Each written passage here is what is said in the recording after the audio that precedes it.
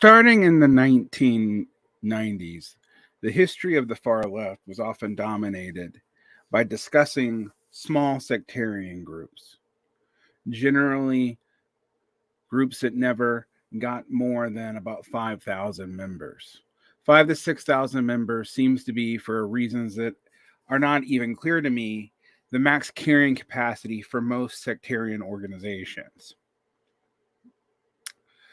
What do I mean by that? When you have groups that have strong sectarian involvement, they seem to reach a peak of about 5,000 members. Currently, the Communist Party of the USA, with its official ideology of Marxist-Leninism, Bill of Rights, Socialism, that's a word, numbers about 5,000, and that's an increase from historic lows in the 1990s and aughts. The jump up to about 5,000 members happened during the end of the Trump administration, and from everything I can find, has been pretty consistent. However, according to the University of Washington's Mapping American Social Movements project, the Communist Party USA, at its height, was actually quite large. In 1947, at its highest point of membership, it had 75,000 members. Now, while that is 20,000 less than the nominal members reported by the DSA, it needs to be factored in that in 1947, the U.S. population was much smaller. So, for example, it was around 144 million, according to Demographia, as opposed to the 350 million today. So, adjusting per capita, it would actually mean that the influential size of the cadre base per the population was actually a lot larger than the DSA now. But that's not the only thing to consider. One of the morals of this story is when you look at organizations like the CPUSA or the Socialist Party of America, or even the populist, the People's Party and the Populist Party, one finds massive collapses happen really quickly. And with groups that are not clearly identified as separate parties or separate movements, and I would say nominal parties like the Green Party today really can't count for this, and I'll get into why later, one sees even more volatile numbers and statistics. By 1956, we saw massive declines in the CPUSA's membership. And in the 60s, according to Influence Watch, which based its numbers on the Communist Party archives,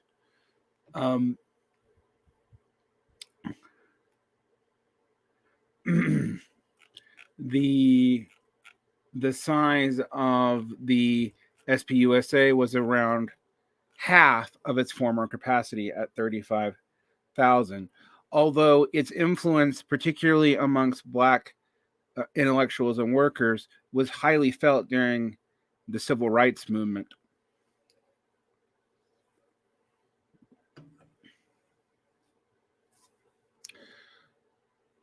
And the reasons for the decline in the 50s are obvious. Until the Supreme Court's Yates decision in 1957, the Smith Act convicted many CPUSA's members in California and scared a lot of the membership away. Furthermore, the merging the AFL-CIO led to the communist sections of the CIO being purged. And in general, from the end of World War II through the 1970s, there's a strong anti-communist movement. When socialist organizations became more in vogue again in the mid-1960s, the CPUSA suffered many, many splits. Now, there's a variety of reasons for this. The increased influence of Trotskyism, although that is often understated. Khrushchev's announcement of Stalin causing a split within the membership.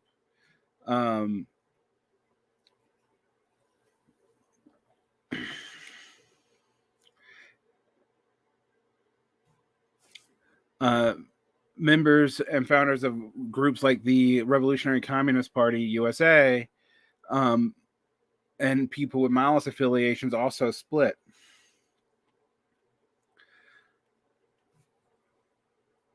Many black leaders led by people like Harold Cruz also left the Communist Party. We can go on. And by the middle of the 1970s, while, according to Max Elbaum in his book Revolution in the Air, there may have been over 1 million socialists, they were spread out over many, many organizations, generally of no more than 5,000 members. We also saw the collapse of the SPA in this time, with Max Shachtman and Harrington ending the SPA and 3 groups emerging out of the ashes, one of which would eventually become the DSA we know today, which itself hit the 5,000 member limit rather quickly and remained there until 2016. But the largest socialist movement in America was the SPA in the 1910s.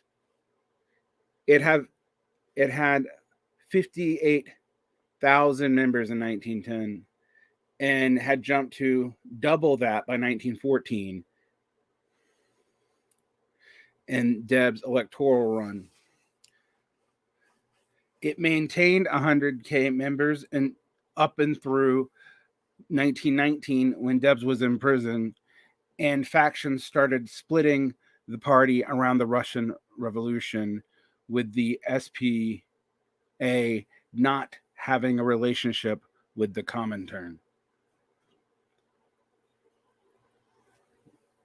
By the early 1920s, the party had all but collapsed into a rump form.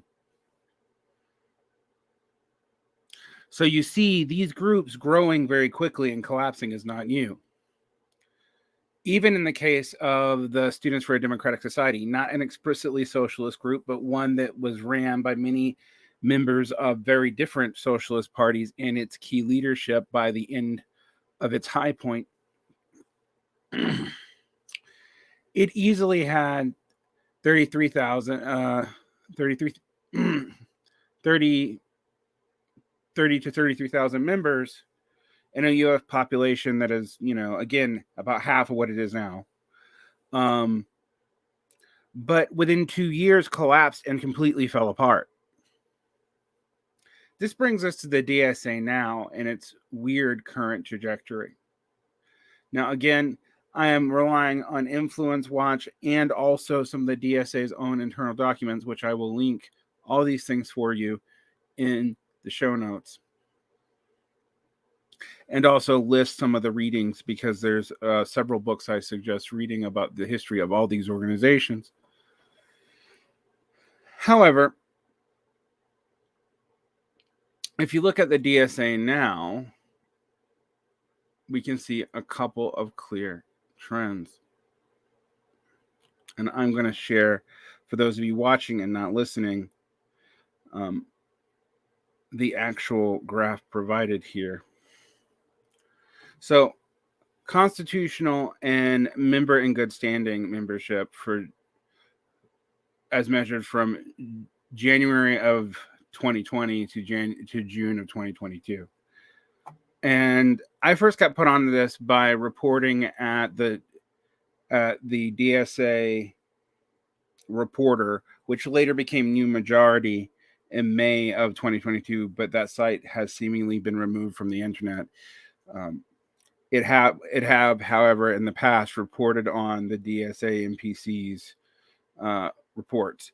But this I'm actually pulling from a Democratic Socialist of America publication, the Socialist Forum, with a report by Colleen Johnson.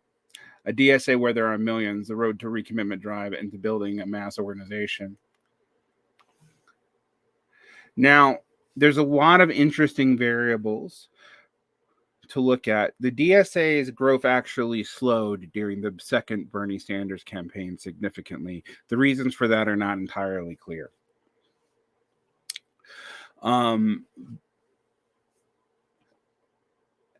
The growth, however, priorly, and again, I'm using the Influence Watch website for these numbers, and they document where they get them, was actually kind of astronomical. In 2015, you had about 6,000 members. By 2015, you had about 6,000 members, between 5,000 and 6,000 members. By 2017, the DSA claimed 25,000 members. By 2018, 45,000 members. It sat between 45 and 60,000 members between 2018 and 2020. And then there was a commitment drive just before COVID that led to them claiming 95K members. But according to Jimbo, a DSA figure and activist, in the middle of 2022, particularly after both the Bowman affair and a scandal around the attempt to remove the Palestinian BDS working group, which was one of the few plank provisions of the DSA, in response to a call to reprimand one of the electeds, the DSA saw a decrease in membership. It's hard to say if that's why there was a decrease in membership. The DSA itself has not issued a statement or correction on that. But according to this document, we can see here, and I'm going to make it a little bigger so you can see it. And for those of you who are just listening, I will try to explain this to you. We see a huge influx in a few months between January and November of 2020. Now, I don't know why that might have capped off around the Biden election, but that's where you go. Around July of 2021, we start seeing a difference between constitutional members and members in good standing. Members in good standings are up and current on their dues. Constitutional members are not up and current on their dues necessarily, but have not met a threshold to be removed and made inactive members from non-dues payment. I think it takes up to a year, at least a few months. I've actually been trying to look that up. We see a pretty big dip in members in good standing beginning in September of 2021. And then we see a dip in real members starting in January of 2022. And I remember the DSA reporter actually commenting on this at the beginning of this year, and I did some videos on it. The loss was not insignificant, actually. Up through May, we see more losses. Then there is a correction through the recommitment drive. But I have not seen new numbers that indicate that this was a super successful drive to get anything but to stop hemorrhaging members. And according to some reporting I've seen from people within the DSA who are speaking off record on Twitter, it seems like there actually is a pretty large gulf between constitutional members and members in good standing. And that is not even dealing with the fact that DSA membership and membership standing does not require you to be an active cadre just to keep your dues up. You don't ever have to attend meetings. And I have heard anecdotal reports of many chapters not being able to reach quora to have meetings to do business. That's the threshold of members who show up to meetings for business to be done, because you can't vote if you don't have a certain quorum of membership there. Doesn't have to be that high. Quorum doesn't even have to be a percentage. I think it's a raw number, but there you go. Now, I think we can take a couple of things from this. If we look at the broader history of social movements, one, many of these social movements, I think the CPUSA is actually the exception, can often collapse very quickly. Sectarian movements, however, can stay around for a long time, but have very low membership numbers and almost no influence. And in so much that they do have influence, they're usually from influential members in academia. We can think about many Trotskyist organizations and even Maoist organizations that were able to maintain themselves off of the reputation of a few key members who had academic placements. The tendency to split is strong, but also the need for a separate identity from the Democratic Party is strong. Once you seem like you are not really selling anything different than any generic progressive in a nominal party, and by that I mean all it takes to be a Democrat is to declare yourself a Democrat on a voter registry in almost every state. So the bar is really low, and so membership is really high, but not really significant in telling you anything about mass politics, development, and loyalty of such groups. The DSA may be in trouble. It may not be in trouble. We have headed into another scandal around the way the DSA handled its relationship to its 6 federal electeds, 3 of which voted against the DSA's own position on the railroad strike. And the various factions of the DSA responded accordingly. Also, is important to notice the DSA has local and national leadership, but regional coordination, except in New York and California, I believe. I know New York does have significant DSA formal regional organization, and I believe California does too, but this is not common around the country. Caucuses, which are basically sectarian alignments and tendencies within the organization, actually make up the middle tier of the org. They do a lot of the regional coordinating, but they do it along sectarian and ideological lines. A lot of factions have really entered the DSA that were formerly parties. For example, and I'm going to use Socialist Alternative's own statement about this, Socialist Alternative has about 1,000 cadre members. Most of the resources have been going to workers' campaigns and to keep Kshama Sawant in a seat on City Council in Seattle. That has changed recently, as Kshama Sawant is now backing away and starting a larger organization that is a little bit broader of a mission than Socialist Alternative, but nonetheless, we have yet to see where that's going to go and what relationship it will have to the DSA and other parties. However, Socialist Alternative, in its height up to the first Bernie campaign, actually had about 5,000 members. Similarly, ISO has had high numbers at different times, although when it collapsed, I guess a half decade ago now, more than that maybe, it was down to about 1,000 members. Sectarian organizations tend to fluctuate between 1,000 and 5,000. And again, I'm not sure why that is the case. Probably the carrying capacity of students versus lifelong devoted cadre members, and that is a kind of interesting balance. Also, interestingly, until recently, scholarship on socialism tended to focus on these sectarian organizations and not the mass parties. Good books recently, however, on the Communist Party USA's history, as well as the Socialist Party of America's history, make this clear. And this is being revised now that the Cold War is no longer an impediment to studying these movements.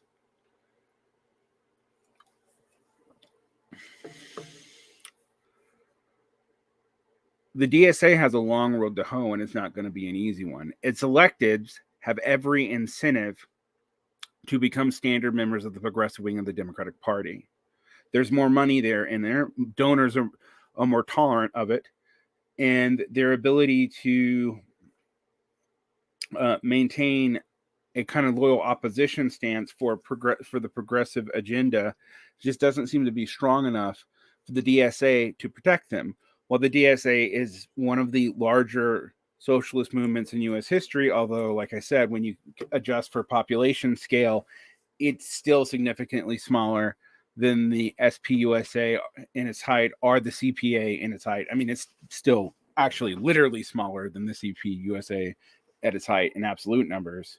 It also has no real independent identity from the Democratic Party. in that its electeds are Democrats. They're in the same donor base, and they have alliances and caucuses within the Democratic Party that are probably more important to them than any DSA affiliation.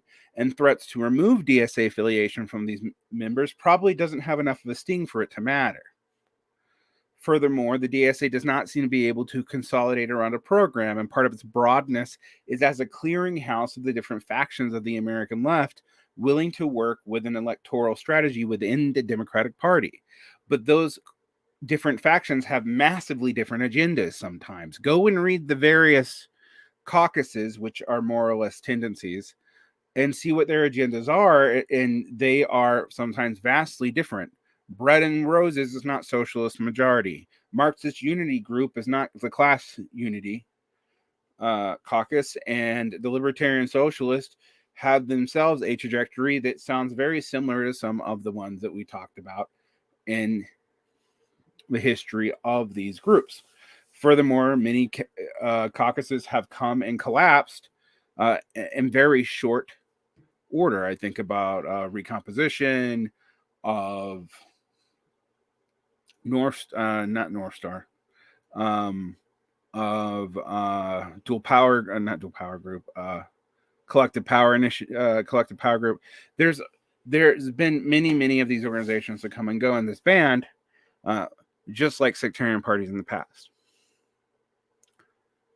None of them have been truly mass movements.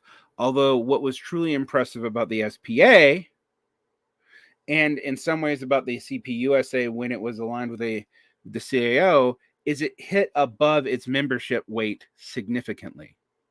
Remember that Debs was able to get a large portion of the vote.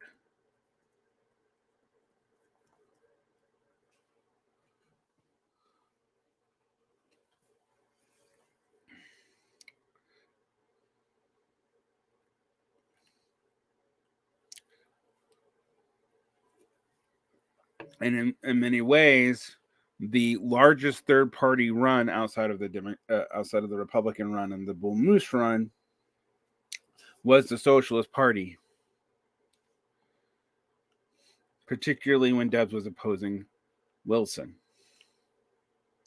in 1912. All this is important to understand. If a group cannot come up with principles of which an active and revisable political platform or program can be operated, it can't function. I've increasingly convinced that principles matter both on what we might call conceptual grounds and also in terms of teleological and cybernetic orientation. It's what holds the mission together.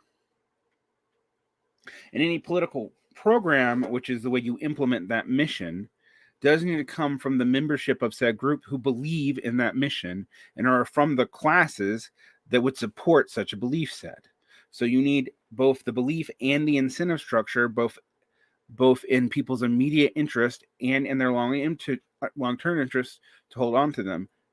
And you need to be able to generate a real counterpower to current power, either through dual power, which is the ability to command parastate organizations, or through hegemonic dominance of a discourse pattern that has reinforced my material gains. Notice what I said there. I didn't just say change the Overton window. That would be hegemonic dominance of a discourse pattern.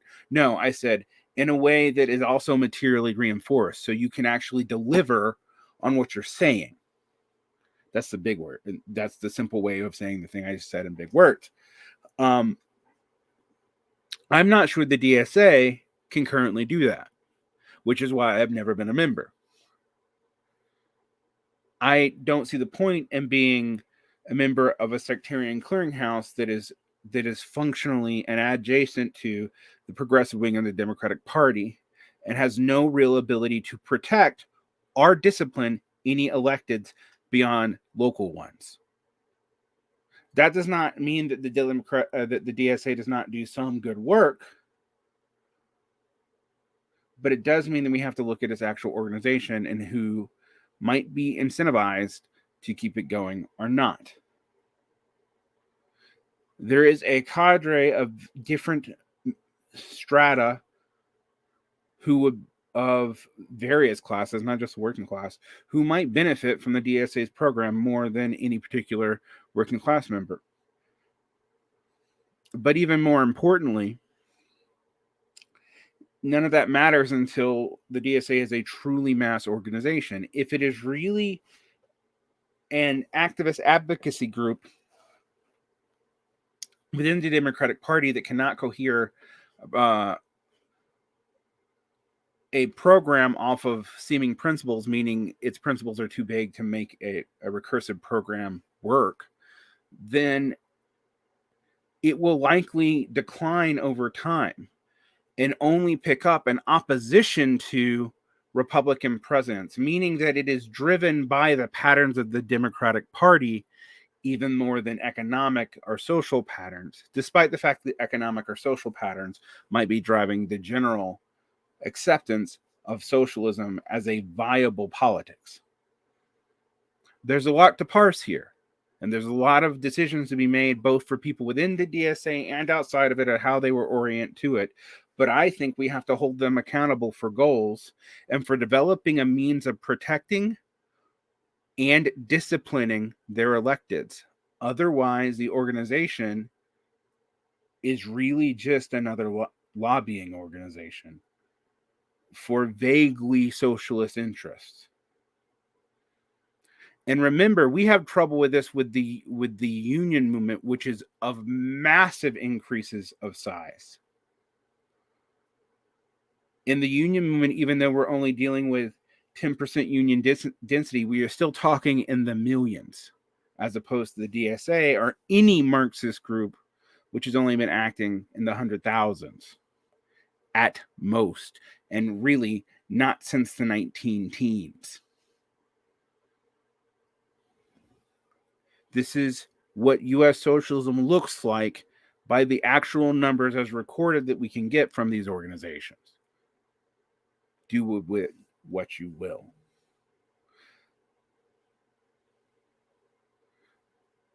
Have a good night. And I am recording this at the end of January 2023. So if these numbers change, I might be out of date already, but I doubt it.